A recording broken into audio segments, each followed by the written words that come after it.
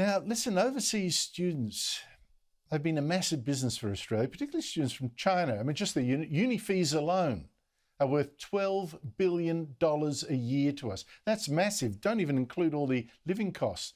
Now, the pandemic obviously put a big hole in that, but universities now thinking, well, don't worry, the students are going to come back any moment now. But so far, only a third of the 150,000 international students we'd be getting by each February, most Chinese, have come back. And there seems to be a big change in China, that it's not just the threat to our universities, probably to the world. The dictatorship seems determined to make China more like North Korea, to some extent, to cut it off. I'll show you the pattern. In 2014, China banned even Google Scholar, which academics use to catch up with research around the world. 2 years ago, it banned foreign textbooks from most schools. Then Shanghai, its biggest city, banned English exams in primary schools. Last month, private English schools were banned. Now the president has told universities not to copy foreign universities, and already some have said, okay, we're going to withdraw from overseas university rankings because Chinese universities have standards of all their own. And now exams for students wanting to study overseas have been banned, allegedly because of the pandemic. Joining me is an Australian astrophysicist in Beijing, Roberto Soria, a professor at the University of Chinese Science Academy.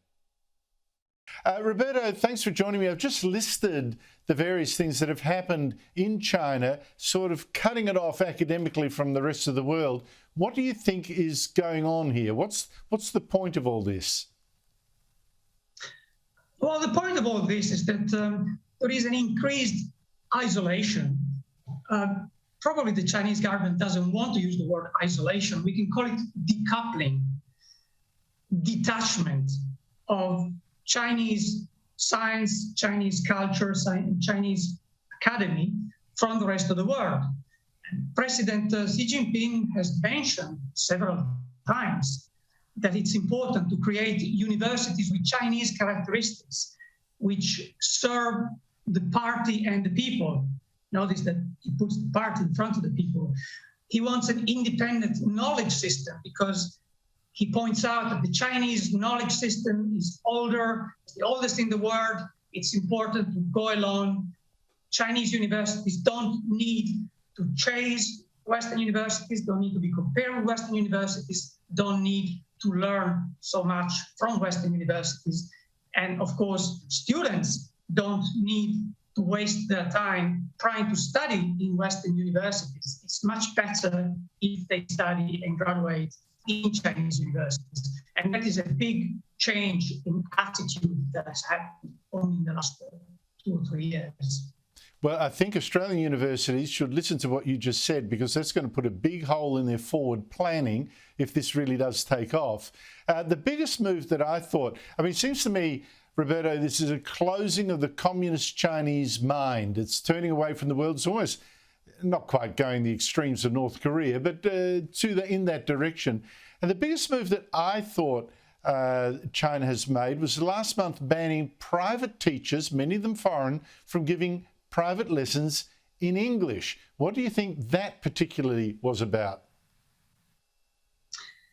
Well, officially, it was about protecting young Chinese students who were being overworked, and poor guys had to study so hard, their health was suffering.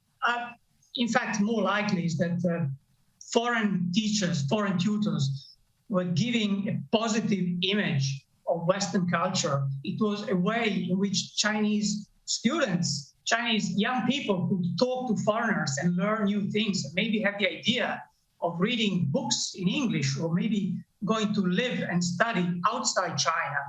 And that is a dangerous idea at this point. And in fact, not only Chinese schools were, private schools of English were closed down, but even things like the Duolingo app on the phone, it has disappeared now from the, you cannot download it anymore.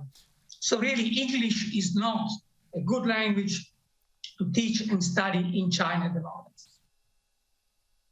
It's such a change. I mean, you had former Chinese leaders like Jiang Zemin, who used to boast about their English skills and like doing little party tricks like reciting the Gettysburg Address. We seem now to be going to a very different China under Xi Jinping. Roberto Soria, thank you so much indeed for your time. Thank you, Andrew. My pleasure.